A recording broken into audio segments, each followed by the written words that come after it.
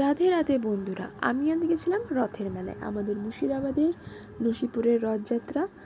আশা করি তোমরা নাম শুনে হবে, যদি না শুনে থাকো তাহলে অবশ্যই তোমাদের একবার এসে আমাদের নসিপুরের রাজবাড়ি বা আখড়া ঘুরে যাওয়া উচিত এবং এখানকার রথযাত্রাও দেখা উচিত। এই যে জায়গাটি দেখছো, এখানে ঝুলনে সুন্দরভাবে প্রত্যেক বছর ঝুলনে সাজানো হয়।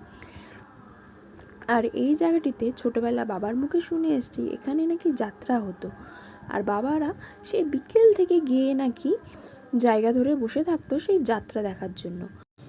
এই আখড়াটি নির্মাণ করা হয় 1865 সালে। ধরে নাও আখড়াটি প্রায় 160 বছরের পুরনো।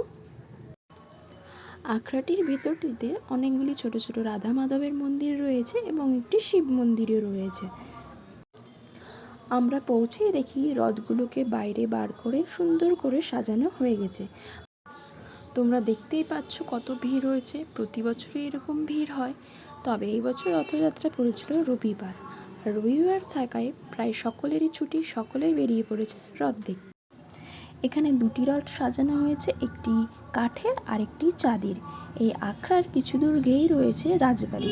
এই আখড়া থেকে এই চাঁদির রথ আর এই কাঠের রথটিকে নিয়ে যাওয়া হয়, আর রাজবাড়ির ওখানে আরও 3টি রথ দাঁড়িয়ে থাকে।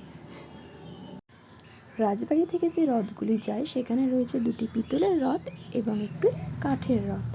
সকলে মিলে ধুমধাম করে বাজনা বাজিয়ে খুব আনন্দের সাথে আমরা রথ টানতে টানতে রথযাত্রা পালন করে থাকি।